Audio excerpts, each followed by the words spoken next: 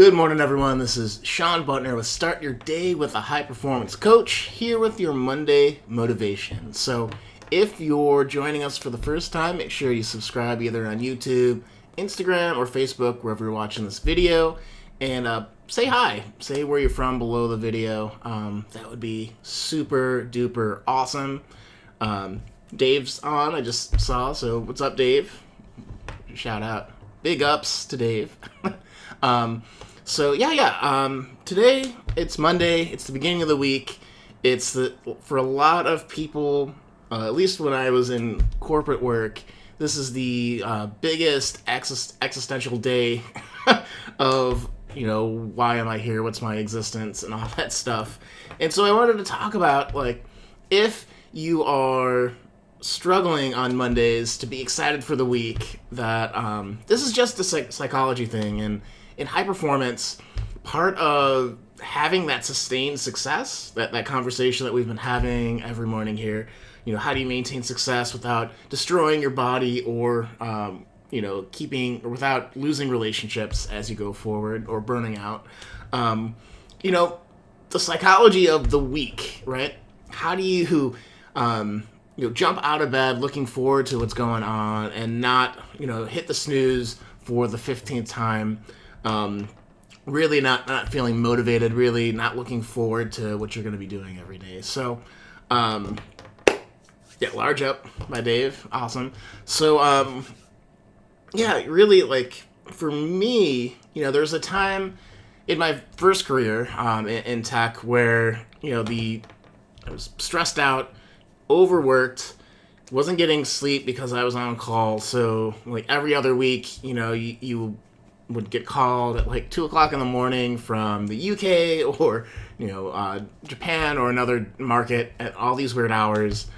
And, it adds up and you start getting burned out. And there was a while where I would just wake up feeling dreadful and not really wanting to get out of bed, not really wanting to show up to work.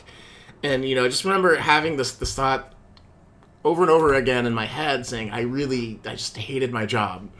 And, that went along for a little bit, and I just got fed up, It's no way to live life, hating what you're doing for most of it, especially, I was working 50, 60 hours a week at that job. And, I just was like, man, I don't love this. I don't know how I got here, and I don't know how to get out. So if you've ever been in that situation, or maybe you're living that situation, really, what it came down for me looking back, one of the big insights was I didn't have a lot of things to get excited for. You just kind of go in, you're going through the motions, and you're like, man, nothing's different. I am just so, nothing's new. I just feel like you're in a rut.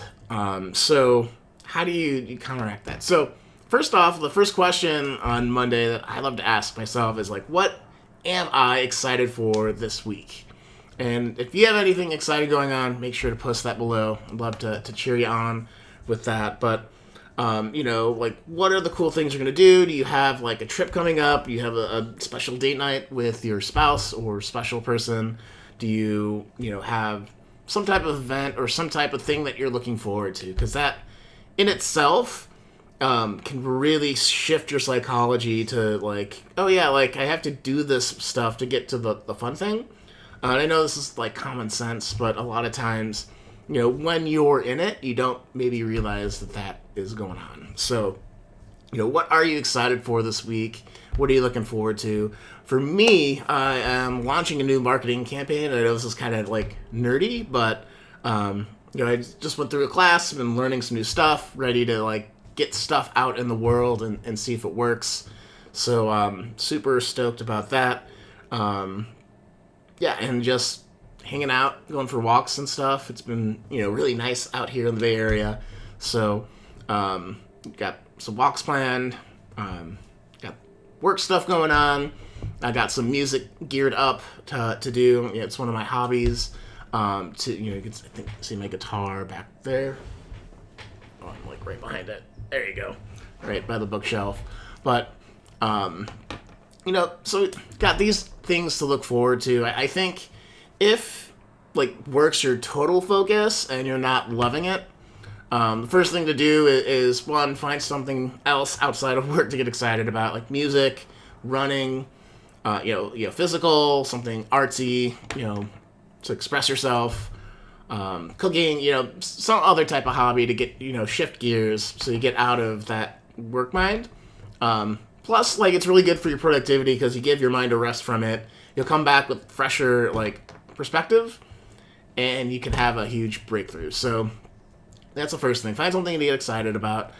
Second thing, when you're kind of not loving your job or not really feeling the motivation, it's to really pay attention to the language you're using. Like when I was at that gig and I would wake up saying, I hate my job, and I just repeat that mantra over and over again, like driving to work, I hate my job, I hate my job.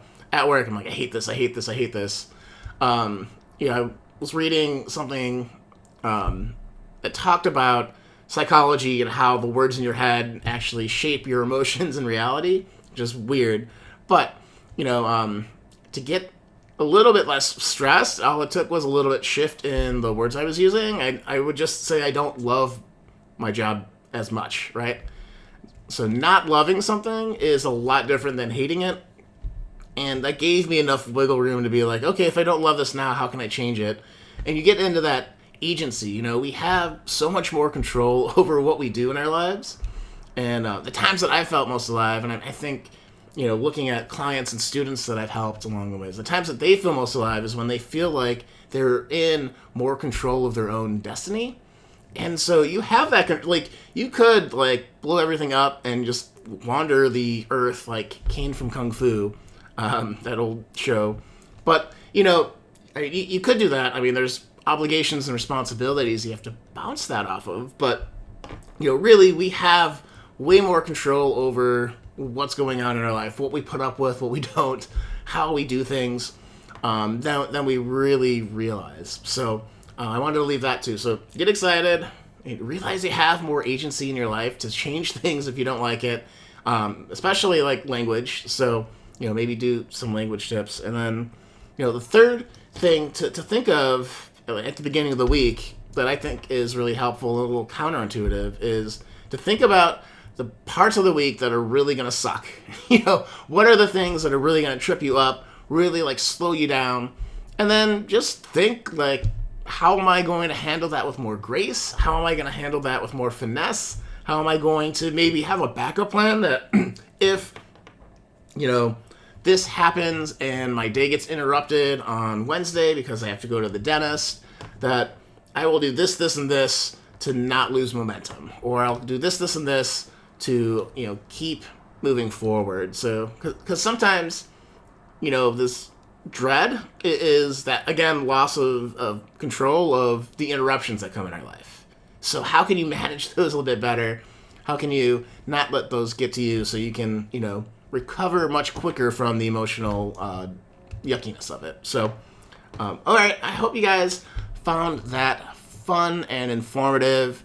Again, I just want to cheer you on. It's Monday, guys. Like, let's go out and get it. Let's get excited for things. Let's start looking forward to, you're protesting if that's your thing, or doing a good job at work on a project, or doing that piece of art, or really getting into our bodies and working and stretching ourselves out.